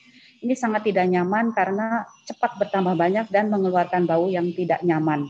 Biasanya yang sering menggunakan sepatu olahraga berjam-jam dalam jangka waktu panjang, ditambah dengan keringat atau sempit, begitu ya. Kalau ini benjolan-benjolan, namanya granuloma, akibat friksi atau gesekan yang terus-menerus pada saat kita berolahraga. Kalau infeksi virus yang sering pada olahragawan adalah warts. Warts itu adalah kutil-kutil kecil, ya, biasanya bisa sewarna dengan kulit. Di bagian atasnya biasanya verrucose begini dan kering. Kemudian ini herpes. Herpes itu adanya vesikel-vesikel atau beruntus-beruntus besi cairan secara berkelompok, ya. Herpes ada dua macam, ada herpes simplex, ada herpes zoster. Kalau herpes simplex biasanya dekat dengan selaput lendir, ya, di dekat mata, bibir, mulut, dan kelamin. Dan terasa pedih, gatal, dan nyeri. Sedangkan herpes zoster pada salah satu bagian sisi tubuh, sebelah kanan atau sebelah kiri, bisa di mana saja, dan biasanya satu sisi tubuh, kecuali pada yang imunodefisiensi, bisa nyebrang ke sisi seberangnya, ya. Itu terasa nyeri. Atau molluscum contagiosum, ini oleh virus kecil-kecil seperti ini dan biasanya pada anak-anak atau pada keadaan-keadaan imunodefisiensi. Ini kecil-kecil, sewarna kulit tapi bertambah lama bertambah banyak. Ini kalau infeksi Mycobacterium tapi non TBC atipikal biasanya pada yang di olahraga di air, ya. Kemudian ini scabies oleh karena tungau yang terasa gatal terutama malam hari. Kemudian ini kutu, ada yang di rambut, ya, biasanya rambut-rambut di kepala, rambut di dada atau di daerah kelamin, ya, kutu, dan ini bisa menular pada satu tempat olahraga yang bersama-sama, ya. Kemudian ini Cutaneous larva migran, ada parasit atau cacing yang berjalan di bawah kulit, terasa sangat gatal dan mengganggu penampilan. Ya, ada lagi keadaan-keadaan yang disebut Dok, mohon maaf dok, waktunya sebentar lagi dokter. Mohon maaf. Baik dok. Frictional dermatosis biasanya terjadi pada area-area yang sering terjadi gesekan baik oleh alat-alat olahraga, ya, atau pelindung olahraga, biasanya pada kontak sports, ya. Biasanya lesinya di daerah-daerah yang menonjol, ya. Juga bisa terjadi robekan pada kulit atau kebotakan pada kepala pada tempat-tempat yang terkena gesekan. Atau ada trauma-induced dermatosis, yaitu adanya hematom atau memar-memar di bawah kulit atau kuku. Kemudian akibat pajanan sinar matahari bisa terjadi sunburn atau tendensi menjadi keganasan, ya, seperti melanoma, atau dilakukan olahraga pada suhu yang ekstrim, terlalu dingin atau terlalu panas, atau menggunakan heating pads pada saat kita selesai berolahraga. Kemudian ada lagi yang berhubungan penyakit kulit akibat olahraga air, ya, biasanya warna rambut menjadi berubah, ya, menjadi pucat atau berwarna hijau, begitu ya. Kemudian infeksi bakteri dan jamur, kemudian peradangan pada kulit, dermatitis, ya. Kemudian kekeringan, dan tadi ada cacing di bawah kulit, itu untuk olahraga air. Penyakit-penyakit yang sebelumnya sudah ada beberapa olahraga yang membuat penyakit tersebut menjadi berkembang, bertambah berat. Contohnya pada psoriasis, yaitu penyakit autoimun, kemudian vitiligo, yaitu kehilangan pigmen, ya, pada bagian-bagian tertentu tubuh, ya. Kemudian adanya urtikaria atau kaligata mungkin, ya, orang umum bilangnya, itu menjadi timbul pada saat kita selesai berolahraga atau saat olahraga, atau bengkak pada wajahnya, ya. Kemudian keadaan-keadaan peradangan seperti kontak dengan barbel, kontak dengan pedal sepeda, kontak dengan bahan-bahan rubber dan sebagainya pada saat kita berolahraga, itu itu terjadi peradangan karena alergi kita terhadap bahan tersebut. Kemudian juga akibat obat-obatan yang dipakai untuk membuat otot-otot menjadi lebih berisi begitu ya, pakai steroid biasanya, anabolik steroid, sehingga ada efek samping pada kulit dan sistemik. Sebenarnya tidak dianjurkan menggunakan obat-obat ini. Tetapi di samping itu semua sebenarnya banyak sekali keuntungan olahraga untuk kulit. Yang pertama adalah dengan aliran darah yang semakin baik pada saat berolahraga, oksigen yang dihantarkan ke kulit semakin baik, maka keadaan metabolisme sel-sel menjadi lebih baik, ya. Juga mengeluarkan toksin-toksin melalui keringat. Kemudian dengan olahraga itu ada hormon-hormon yang biasanya timbul pada saat stres itu menjadi hilang kalau kita melakukan olahraga dengan senang hati ya, dengan enjoy begitu. Itu sangat baik ya untuk mengurangi hormon-hormon yang dampaknya negatif buat tubuh kita. Kemudian anti-aging effect ya, jadi peremajaan kulit, mencegah penuaan secara dini ya. Jadi pada saat olahraga itu ada enzim ya, adenosin monofosfat protein kinase yang akan merangsang interleukin 15, yaitu suatu bagian dari substansi imun sehingga metabolisme dan penuaan kulit diperlambat. Apa saja yang harus kita lakukan pada saat olahraga? Melindungi kulitnya bagaimana? Pertama tentu menggunakan sunblock kalau kita berolahraga di tempat outdoor ya. Juga menggunakan baju-baju sekarang sudah dilengkapi dengan bahan yang ada UV protection-nya ya. Kemudian gunakan pelindung tubuh kita pada saat berolahraga yang berbahaya menimbulkan robekan atau injury pada kulit ya, misalnya menggunakan helm, menggunakan padding pada siku, pada lutut ya. Kemudian bersihkan wajah dan badan sesudah mandi, segera bersihkan, sesudah olahraga segera mandi, bersihkan dengan sabun khusus yang tidak keras ya, tidak mengandung kimia. Kemudian alat-alat olahraga juga dibersihkan, racket, kemudian alat-alat gym dan sebagainya, dan gunakan make up yang tidak mengandung pelembab yang terlalu tinggi seperti foundation seperti itu sehingga tidak menyumbat pori-pori dan menjadikan jerawat. Di hari-hari lain selain kita saat olahraga juga kita harus merawat kulit kita ya. Jadi pada olahragawan dianjurkan untuk memakai moisturizer atau pelembab pada kulit dan badan, terutama pada olahraga di daerah yang dingin sekali ya, seperti main ski ya, ice skating itu kulit kita akan kering sekali ya. Dan gunakan sunscreen hari-hari untuk olahragawan di daerah outdoor ya. Selalu pakai sunscreen setiap hari ya. Juga cuci muka secara rutin, makan makanan yang sehat, banyak minum ya, cairan sangat dibutuhkan, gunakan sepatu ya yang nyaman, kemudian ada bisa sirkulasi udara ya. Dan pada perenang gunakan shampoo khusus ya formulanya, kemudian hindari penggunaan sabun-sabun yang banyak mengandung parfum, pewarna atau chemical ya. Kemudian lakukan exfoliating atau scrub pada wajah dan badan secara rutin dan gantilah handuk sesering mungkin. Kemudian juga asupan ya, dan vitamin dibutuhkan untuk kulit ya, terutama pada olahragawan ini ya, perlunya adalah protein ya untuk membentuk kolagen ya, serat-serat yang ada di dalam dermis yang bersifat juga sebagai antioksidan. Protein ini untuk melindungi kita pada saat melakukan olahraga terhadap pajanan sinar matahari dan radikal bebas. Kemudian vitamin A untuk mencegah kerusakan kulit ya, terutama pada yang outdoor ya, juga memperbaiki kulit-kulit yang mengalami trauma atau injury ya, dan mencegah terjadinya jaringan parut ya. Kemudian vitamin C itu menolong asam-asam amino untuk izin dokter, waktunya habis. Ya. Sedikit lagi dokter. Satu slide ya. Dan bersifat antioksidan. Kemudian vitamin E untuk photo protection. Dan vitamin D, ya seperti kita ketahui sekarang vitamin D sangat penting untuk perbaikan sel-sel, terutama sel-sel kulit. Sebagai kesimpulan bahwa olahraga banyak manfaatnya untuk tubuh manusia, juga untuk kulit, sehingga berlatihlah secara rutin, ya olahragalah secara rutin, tapi jangan lupa menjaga dan merawat kulit setiap hari. Terima kasih, mudah-mudahan bermanfaat. Saya kembalikan pada moderator. Terima kasih banyak Dr. Shanli atas pemaparannya yang sangat menarik. Tadi saya sudah sampaikan bahwa di dokter Guna bahwa tadi jadwal prakteknya udah jelas ya tadi dokter Guna, tapi dokter Vivi dan dokter Shani belum saya sampaikan.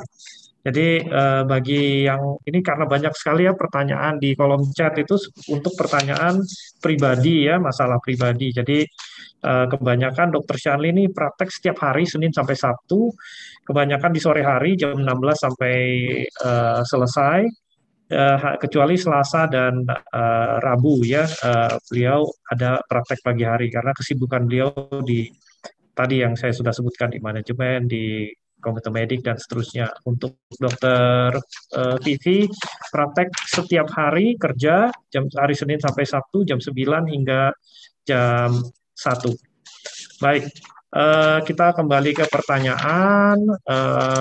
Ini di kolom chat sudah saya bikin resume pertanyaannya. Baik, teman-teman yang mohon maaf saya tidak sebutkan namanya ya. Jadi saya udah buat resumenya saja. Tapi kita tetap menilai pertanyaan-pertanyaan yang teman-teman sampaikan dan akan diumumkan berikutnya.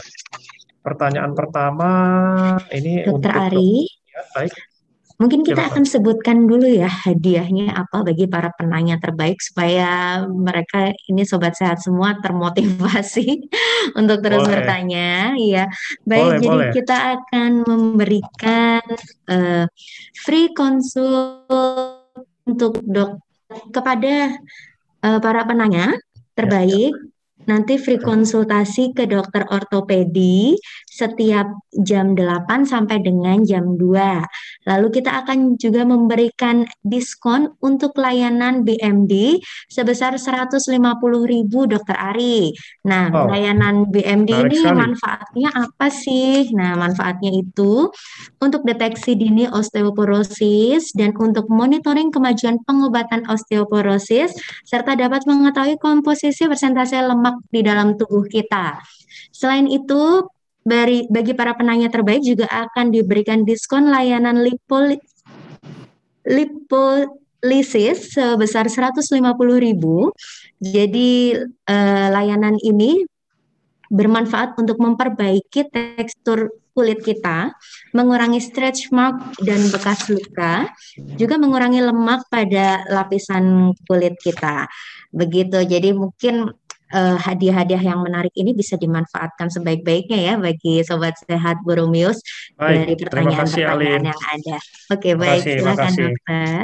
Baik, ini untuk pertanyaan pertama saya akan tujukan untuk dokter Guna dulu ya, dokter Guna. Ini ada banyak sekali pertanyaan yang menarik untuk dokter. Saya sampai bingung milihnya gimana. Tapi khusus untuk pertanyaan-pertanyaan untuk konsultasi pribadi saya skip dulu. Maaf teman-teman sekalian, karena biar yang lain dapat kesempatan. Pertanyaan pertama ini latihan khusus untuk telapak kaki yang flat.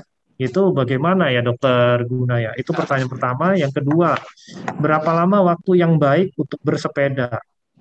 Harus ada jeda atau tidak? Itu tiap berapa hari kira-kira? Pertama bersepeda nih, ini biker nih yang nanya nih. Atau cyclist ya. Kemudian ada juga yang saya catat di sini pendinginan. Nah, pendinginan tuh apa perlu dokter? Kemudian, ya silakan dokter. Baik, terima kasih dokter Ari. Terima kasih atas pertanyaannya kepada Sobat Sehat Boromius nih. Jadi yang pertama tadi adalah untuk yang flat foot ya. Ya. Jadi flat foot ini sebenarnya perlu dicari tahu apakah memang saya ini tipe orang yang lebih elastis gitu.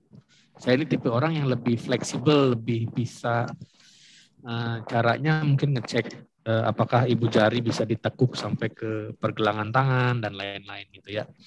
Nah seperti itu. Biasanya orang-orang yang flat foot itu atau flat feet itu juga bisa disertai karena dirinya memang lebih lentur. Nah, cari alas kaki yang lebih empuk dan lebih menonjol untuk membentuk lengkungan telapak kaki. Dan exercise-nya biasanya suka pakai botol aqua hangat, di rolling pakai telapak kaki dan lain-lain. Ada fisioterapinya kok itu. Mungkin sebenarnya akan langkah lebih baik ya kalau bagian saya nih ada panelis lagi oleh Dokter Ana atau Dokter Billy ya, gitu. Tapi Wow. kurang lebih. Baik, dokter. Terima kasih banyak, dokter. Jadi ini memang jadi ternyata sepatu ini juga penting kita pilih sepatu yang baik, terus kemudian spons yang baik untuk kaki kita. Apakah itu personal sekali, dokter, atau tidak? Betul, individual sekali itu sepatu yang lebih. Jadi kalau yang flat foot sudah tidak disarankan untuk pakai sepatu yang tipis keras ya, sendal jepit dan lain-lain sebenarnya sudah tidak disarankan. Jadi lebih baik kita membuat arkus atau lengkung telapak kaki yang fisiologis lah, yang normalnya seperti apa gitu loh. Baik.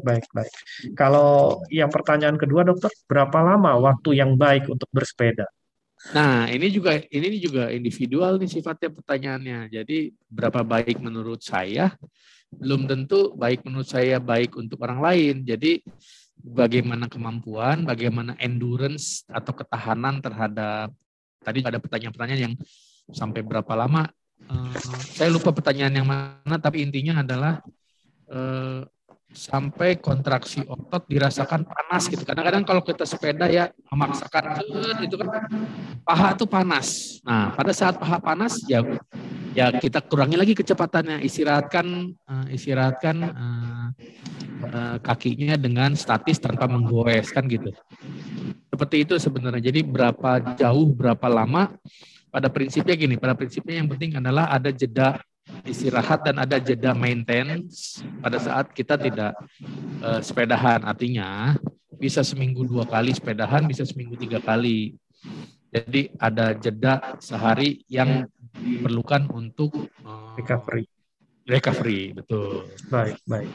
Wah, terima kasih banyak sekali. Terus mengenai pendinginan, dokter, apakah pendinginan ini punya peran yang penting bagi recovery otot tadi, dokter? Ya. Jadi kayak pelajaran di SD, SMP, SMA ya. Jadi ada pemanasan, kemudian olahraga, dan ada pendinginan. Nah, pemanasan ini kan kita mempersiapkan otot, ligamen, urat, dan lain-lain biar dia lebih lentur dan luwes untuk dipakai saat olahraga. Jadi tidak mudah untuk cedera. Pada saat selesai olahraga itu adalah pendinginan, baik dia istirahat saja maupun dikompres es dan lain-lain. Sehingga hal-hal seperti mungkin otot ketarik atau ada nyeri sedikit dan lain-lain tidak menyebabkan inflamasi atau bengkak yang berkelanjutan. Nah, sama halnya dengan pendinginan untuk otot, ya perlu aja. Sehingga setelah pendinginan sebentar bisa melanjutkan lagi tanpa dia ada rentang strain otot yang berlebihan. Baik, dokter. Wow, menarik sekali ya. Terima kasih banyak, dokter Guna. Sama-sama, dokter Ari. Ya, sangat keren sekali ya. Jadi kita benar-benar dapat pakar nih, bisa ngobrol sama pakar sport injury. Nah, ini jarang-jarang ya teman-teman ya, kalau mau ke prakteknya silakan. Terus ini kebetulan pertanyaan untuk dokter Guna ini banyak pertanyaan pribadi ya, konsultasi pribadi karena sakit pinggang, ada pertanyaan mengenai patellar femoral arthritis. Jadi mungkin dokter saya skip aja dulu dokter karena ini personal sekali dan saya kira lebih baik nanti ketemu di klinik dokter saja. Oke. Demikian dokter. Ya, selanjutnya kita lanjutkan dari pertanyaan untuk dokter Shanli. Untuk dokter Shanli ini banyak sekali pertanyaannya ya, benar-benar ini teman-teman olahraga sobat sehat Purmius ini merupakan teman-teman yang peka terhadap masalah kulit juga berarti ya. Ini banyak sekali. Oke. Dokter, ini dokter Shanli ini ada 2 pertanyaan yang penting yang saya resumekan ini. Yang pertama, penggunaan skincare pada saat berolahraga. Nah, ini produk apa saja yang kira-kira menurut dokter ini aman untuk dipakai? Terus berapa lama sekali kita ulang? Kalau kita udah pakai tabir surya, itu kalau tabir surya SPF berapa? Kalau pakai moisturizer yang kriterianya seperti apa? dan berapa lama sekali diulang? Silakan dokter. Ya. Terima kasih. Suaranya kedengeran nggak ya? Kedengeran dokter. Oh ya, kalau untuk penggunaan skincare pada saat olahraga tergantung jenis olahraganya. Kalau olahraganya di tempat outdoor, tentu skincare paling penting adalah sunblock. Ya. Berapa SPF? SPF-nya paling sedikit 50. Ya, jadi kalau bisa 50 ke atas. Dan semua sunblock hanya bertahan 2-3 jam. Jadi setelah itu harus dibersihkan lagi kulitnya, kemudian dipakaikan lagi begitu. Nah, ini untuk melindungi kulit terhadap pengaruh-pengaruh buruk dari pajanan sinar ultraviolet yang dengan panjang gelombang tertentu yang merusak kulit atau merangsang timbulnya keganasan pada kulit begitu ya. Nah, untuk orang-orang yang punya penyakit-penyakit tertentu tentu tidak boleh di tempat pajanan sinar matahari yang terlalu lama ya, misalnya pada usia lanjut, pada orang anemi seperti itu ya. Jadi ada keadaan-keadaan yang memang harus disesuaikan jenis olahraganya ya. Sunblock tidak bisa melindungi 100%, kita tidak akan kena kanker kulit ya, tidak akan timbul flek pada kulit, tidak menjamin. Tapi itu melindungi sekian persen lah itu untuk mengurangi risiko tersebut ya. Tetap kembali kalau melakukan olahraga sebaiknya dihindari di tempat terbuka antara jam 10 pagi sampai jam 2 siang karena itu yang paling terik ya. Itu adalah matahari yang paling pengaruh buruk ya buat kulit itu di jam sekian ya. Kemudian kalau pelembab saya rasa untuk di tempat yang olahraga seperti di es itu baru butuh pelembab. Tapi kalau di tempat panas pelembab tidak perlu dipakai pada saat olahraga. Tapi sesudah olahraga boleh. Begitu. Baik dokter. Demikian. Wow. Ya pertanyaannya ternyata langsung terjawab semua nih dokter karena pertanyaan kedua itu kapan waktu yang tepat untuk olahraga. Jadi kelihatannya mencegah kanker kulit ya. Jadi memang tadi dokter udah sampaikan bahwa mencegah kanker kulit di antara hindari olahraga di antara jam 10 hingga jam 2 siang dokter ya. Jadi di saat sangat terik.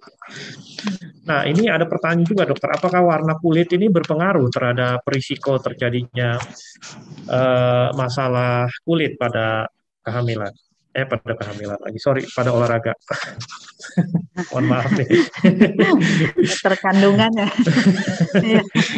Baik dok, sebenarnya warna kulit tidak berhubungan langsung terhadap pengaruh olahraga terhadap kulit, begitu ya. Lebih mungkin genetik sama kondisi kesehatan yang ada di organ-organ lain ya, itu lebih pengaruh terhadap kulit.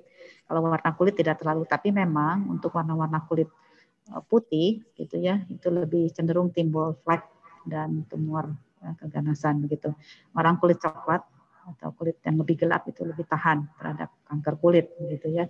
Tapi penyakit-penyakit yang ada sebelumnya kayak ada eksim ya, kemudian ada flek di wajah yang sebelumnya sudah ada, itu sama saja pada warna kulit apapun pengaruh ultraviolet sama saja. Baik dokter. Dokter terima kasih banyak dokter atas jawabannya. Kebetulan ini teman-teman Sobat Sehat Bormeus nih, saya hari ini dapat berita bahwa Dokter Nurvidia harus meninggalkan tempat kita berdiskusi. Jadi mohon maaf sekali teman-teman Sobat Sehat Bormeus yang masih ingin bertanya pada Dokter Vivi ya, Dokter Vivi ada bisa dibilang ada force major ya. Baik kalau begitu mohon maaf sekali lagi dari mewakili panitia, saya mohon maaf atas ketidaknyamanannya, tapi pertanyaan-pertanyaan ini sudah kita tampung dan kita nilai mengenai jawabannya. Sebenarnya ini jawaban pertanyaan-pertanyaan mengenai untuk Dokter Vivi sudah ada di slide-nya beliau ya, interval lari tadi sudah disampaikan, cara maintain nafas sudah disampaikan, kemudian mengenai tindakan apabila terjadi sesak pada saat berolahraga. Dan ini pertanyaan yang cukup menarik, tapi kita sebenarnya ya harus skip ini, yaitu pertanyaan mengenai apakah setelah TBC dan COVID, apakah paru-paru bisa normal lagi? Apakah bagaimana cara nafas yang baik setelah setelah sakit seperti ini. Baik, ini mohon maaf sekali lagi kita akan sampaikan di kesempatan yang lain, dan apabila ada dokter mau ketemu dokter Vivi, bisa ketemu beliau di kliniknya setiap jam kerja Senin sampai Sabtu. Baik, terima kasih Sobat Sehat Boromeus. Saya lanjutkan kembali ke MC kita. Baik, terima kasih Dokter Ari dan seluruh narasumber yang sangat luar biasa pemaparannya. Pasti luar biasa. Iya, bagaimana Dokter Vivi? Maaf, tadi saya tertendang keluar, saya coba masuk agak sulit. Oh, baik. Oh iya, baik. Masih ada waktu atau ini yang bisa saya bantu? Baik. Ada kebetulan ya, Dokter Vivi, ada pertanyaan. Apabila pernah TB dan COVID, apakah paru-paru bisa normal lagi sehingga olahraga bisa optimal? Bisa, tidak ada masalah. Ya, jadi seperti yang saya bilang bahwa paru kita itu sangat besar, sangat luas ya. Yang kalau dijajarkan itu dilebarkan begitu sampai seluas lapangan tenis. Nah, hanya memang jadi sebenarnya sudah ada mekanisme bahwa kalau ada bagian yang rusak itu akan digantikan fungsinya oleh bagian yang lain. Gitu, baik. Jadi paru-paru sebenarnya nggak bisa kembali normal ya dokter ya. Kalau udah lecet dia lecet terus gitu, fibrotik. Tergantung kerusakannya, tergantung beratnya. Jadi kalau kerusakan ringan dia bisa pulih lagi. Tapi kalau kerusakannya terlalu luas atau terlalu dalam, memang bagian itu menjadi tidak efektif atau yang disebut dengan fibrotik atau ada juga sampai luluh paru. Tapi tidak masalah. Bahkan ekstrimnya orang bisa hidup hanya dengan satu paru. Baik.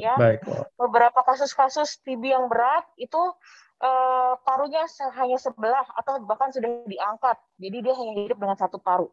Masih bisa beraktivitas, tidak ada masalah. Asal dijaga kondisinya, gitu ya. Jadi kalau pertanyaannya masih bisa olahraga atau apa? Bisa. Hanya mungkin harus disesuaikan intensitasnya atau jenis olahraganya. Gitu. Baik dokter, makasih banyak. Waduh, di tengah kesibukannya ya dokter Vivi. Ini satu pertanyaan lagi dokter Vivi, karena waktu juga sudah hampir habis. Cara pernafasan yang baik itu seperti apa dokter Vivi? Napasnya dari mulut atau dari hidung sebenarnya kalau lagi olahraga? Seperti itu. Memang ada beberapa, ya disesuaikan juga dengan jenis olahraganya ya. Ada beberapa yang bisa membantu pernafasan itu ditarik lewat hidung, kemudian dikeluarkan seperti meniup begitu ya, meniup panjang begitu dari mulut. Itu membantu mengatur nafas agar lebih optimal pada saat kita berolahraga. Karena supaya si nafas itu tidak hiperventilasi namanya. Karena kan orang kalau baru olahraga itu kan jadi ngos-ngosan kan, jadi nafasnya tuh gitu cepat kan. Nah itu dia menjadi tidak optimal karena oksigen yang masuk itu tidak sampai masuk ke dalam dengan optimal. Jadi baru sampai sini udah keluar lagi dia. Gitu. Nah, kalau kita bisa mengatur nafas ditarik dengan lebih panjang, terus tiup lewat mulut sehingga si CO2-nya terbuangnya dengan lebih efektif, itu akan membantu pada saat berolahraga sehingga lebih efektif untuk proses keluar masuk oksigen dan keluarnya CO2. Baik. Wow, terima kasih banyak Dr. Vivi. Mudah-mudahan memuaskan ya teman-teman Sobat Sehat Boromeus. Apabila masih ada pertanyaan yang apalagi bersifat pribadi, bisa jumpai Dr. Vivi di setiap jam kerja Senin sampai Sabtu. Baik, terima kasih Dr. Vivi. Terima kasih. Terima kasih Dr. Ari. Sama-sama dokter. Kembali ke MC ya. Silakan Mbak Alin. Iya, terima kasih Dokter Ari dan seluruh narasumber yang sangat luar biasa pada siang hari ini. Saya yakin seluruh Sobat Sehat Boromeus sangat antusias ya mendengar jawaban dan mendengar pemaparan yang luar biasa pada siang hari ini.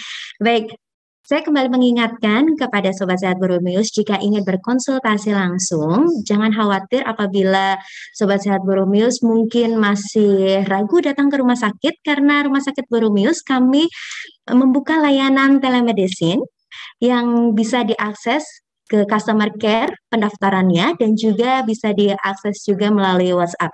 Baik, kita akan sama-sama lihat tampilan berikut ini.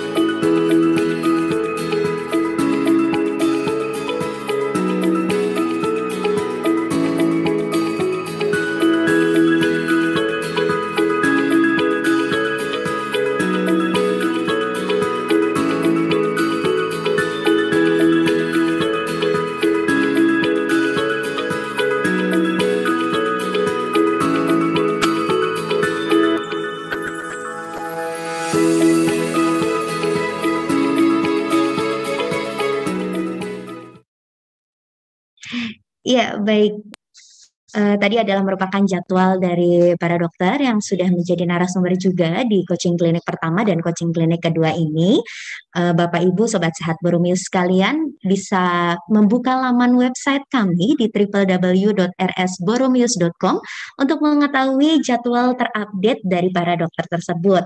Atau jika Sobat Sehat Boromius sekalian ingin melakukan layanan telemedicine, baik telemedicine umum maupun telemedicine COVID, Bapak Ibu sekalian bisa menghubungi ke nomor customer care kami di nomor 022 8255 8000. Sekali lagi di 022 8255 8000 atau bisa melakukan pendaftaran melalui WhatsApp di nomor 0811 222 1172. Sekali lagi di nomor 0811 222 1172.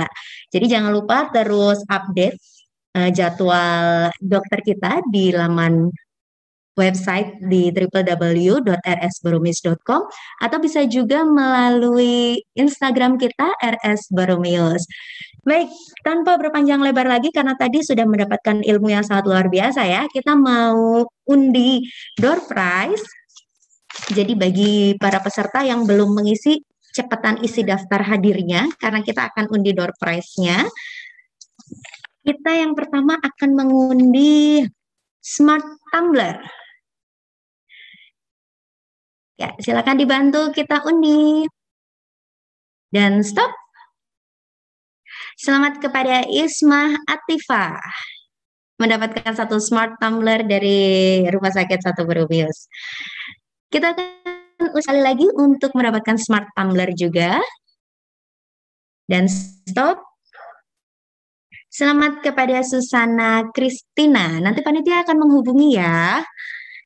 Kita akan undi untuk waist bag Nike. Kita mulai undi dan stop. Selamat kepada Amir Mahmud Abdillah. Panitia akan menghubungi. Selanjutnya kita akan undi Fisher New Balance. Kita undi agak lama ya. Stop. Selamat kepada Sultan Agung L. Tobing. Sekali lagi kita akan undi hadiah yang sama. Stop. Selamat kepada Robi Faisal Arifi. Dan untuk hadiah selanjutnya kita akan mengundi Xiaomi Band 6. Siapa ya yang akan beruntung mendapatkan Xiaomi Band 6 ini? Sepertinya yang di YouTube Zoom ini sudah mulai deg-degan berharap nih ya mendapatkan langsung. Silakan dan stop. Selamat kepada Luciana Yuda. Panitia akan menghubungi para pemenang untuk mengirimkan hadiahnya. Begitu, terima kasih untuk kehadiran para Sobat Sehat Boromius. Untuk yang terakhir kali kita mau foto bersama ya. Coba boleh dibuka videonya. Bolehlah dandan dulu sedikit. Dibuka videonya. Dibantu oleh Mas Surya. Silakan Mas Surya. Ya, baik, terima kasih Mbak Alin. Kita akan foto dulu ya, Dokter, Bapak Ibu sekalian. Boleh dibantu untuk videonya dibuka dulu. Kita akan foto di halaman pertama dulu, oke. Ya, wah Dokter Sinta juga ada ya. Ya, 1, 2, 3. Oke, kita masuk ke halaman kedua. Halaman kedua, oke, sudah full ya. Oke, 1. Oke, sebentar. Dokter Renata lagi sisiran, bentar. 1, 2, 3. Baik. Oke, halaman ketiga belum ada yang open. Silakan Bapak Denis Jonathan, itu belum open video. Ya. Oke. 1, 2, 3. Oke, terakhir. Oke, 1, 2, 3. Oke, terima kasih Mbak Alin. Terima kasih Mas Surya, terima kasih kasih, untuk teman-teman. seluruh moderator dan narasumber yang sudah hadir pada coaching klinik kedua ini. Terima kasih untuk Sobat Sehat Boromeo, semoga kita semua dalam keadaan sehat selalu. Sampai bertemu lagi di coaching klinik series yang ketiga, dan jangan lupa untuk pendaftaran Boromius Run and Ride Virtual Edition akan ditutup di tanggal 14 Agustus 2021. Selamat mengikuti challenge-nya. Terima kasih untuk BRI dan KLB. Selamat siang.